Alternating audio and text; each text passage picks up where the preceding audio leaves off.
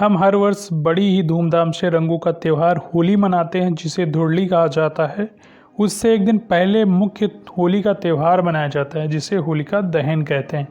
इसमें सुबह के समय लोग वहां जाकर पूजा करते हैं, जहां पे रात को होलिका दहन होता है। दरअसल इसकी कथा सतयुग के एक दैत्य राजा हिरण्यकश्यप से जुड़ी हुई है, उनके पुत्र भक्त प्रहलाद से जुड़ी हुई है।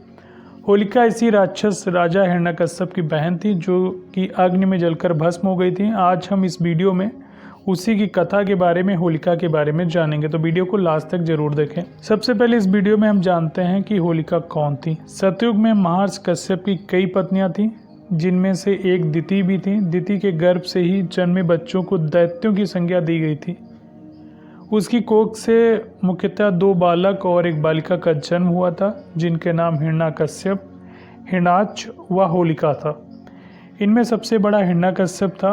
इन दोनों दैत्यों का वध भगवान विष्णु को अलग अलग अवतार लेकर करना पड़ा था, जिनमें से हिरणाक्ष दैत्य का वध भगवान विष्णु के 12 अवतार से हुआ था और हिरण्यकश्यप दैत्य का वध नरसिंह अवतार से भगवान विष्णु ने किया था। हम आपको बता दें, होलिका को भगवान ब्रह्मा का वरदान भी प्राप्त था, क्योंकि होलिका ने भगवान ब्रह्मा की कठिन तपस्या की थी और उनसे एक विशिष्ट वरदान प्राप्त किया था। दरअसल होलिका को भगवान ब्रह्मा से यह वरदान प्राप्त था कि कोई भी अग्नि उसे कभी जला नहीं पाएगी। इसी के साथ ब्रह्मा ने कहा था कि ये वरदान तभी प्रभावी होगा जब आप इसे स्वयं की रक्षा करने के लिए और दूसरों की भलाई करने के उद्देश्य से प्रयोग में लाएंगे।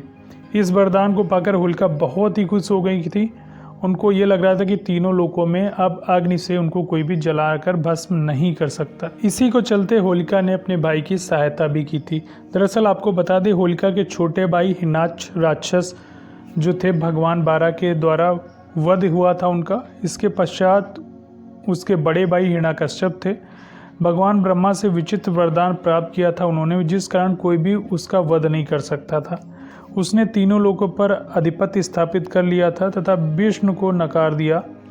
इसी के साथ उसने स्वयं को भगवान घोषित किया था। किंतु उसी के परिवार में उसका बेटा और होलिका का भतीजा प्रहलाद भगवान विष्णु का परम भक्त था। सभी उसके इस व्यवहार से बहुत दुखी थे, क्योंकि वो भगवान विष्णु की बहुत पूजा करते थे, बहुत बड़े भक्त थे।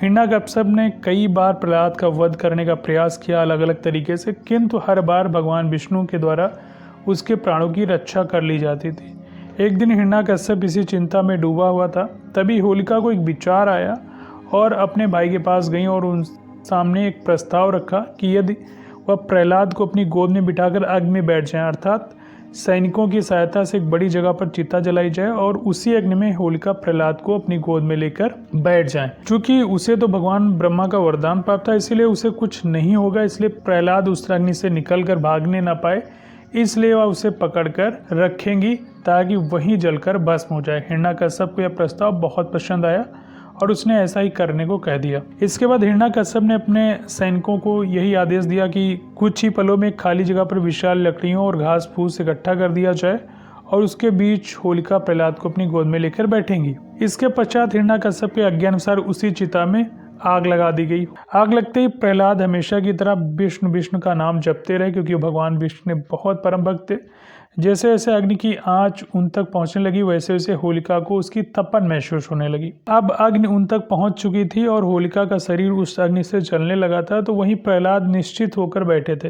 प्रहलाद भगवान विष्णु को जप कर रहे थे, भगवान विष्णु का नाम ले रहे थे। होलिका को यह देखकर बहुत क्रोध आया और वह चीख चीख कर भगवान ब्रह्मा के दिए वरदानों को झूठा बताने लगी। यह देखकर भगवान ब्रह्मा ने उसे दर्शन दिए और कहा कि यह वरदान देते समय उन्होंने उनसे कहा था कि यह तभी प्रभावी होगा जब वह इससे स्वयं की रक्षा करने या दूसरों की भलाई के लिए उपयोग में लाएंगे। यदि वह इस वरदान का दुरुपयोग करेंगे तो यह स्वतः ही जो है निष्प्रभावी हो जाएगा। और यह कहकर भगवान ब्रह्मा अंतर्ध्यान हो जाते हैं। वह अग्नि बहुत ही विशाल थी और होलिका चाहकर भी उस अग्नि से नहीं निकल सकती थी। प्रहलाद की रक्षा तो स्वयं नारायण कर रहे थे, इसलिए उसे कुछ नहीं हो रहा था। बाहर खड़े सभी सैनिक और हिरण्यकश्यप होलिका की चित्कार सुन सकते थे, लेकिन सभी असहाय थे, क्योंकि बहुत तेजी से वो जल रही थी। देखते ही देखते होलिका का शरीर उसी अग्नि में जलकर भस्म हो गया, जबकि भक्त प्रहलाद सकुशल बाहर आ गए। तो ये जो होलिका की कहानी है, होलिका की कहानी से हमें ये भी सीखने को मिलता है कि यहाँ पे आप हमें ध्यान दीजिए कि भगवान उसी की रक्षा करते हैं जो सही मार्ग पे चल रहा हो, सच्चाई पे चल रहा हो। अगर आप गलत तरीके से किसी को हानि पहुंचाने का काम करेंगे तो आपको ही हानि होगी। तो इस कहानी से और इस घटना से यही सीख मिलती कि भगवान के भक्ति में ही सच्ची रक्षा है, इसीलिए होली का त्यौहार मनाया जाता है और यही होली का एक सच्चा अर्थ है। तो अगर वीडियो आपको पसंद आया है तो वीडियो को लाइक कर दें, शेयर कर दें और प्लीज़ अगर आप चैनल पर नए हैं तो चैनल को सब्सक्राइब जरूर कर लें। इस तरीके की और भी आपको इन्फॉर्मेशन मिलती रहेगी। Thank you so much.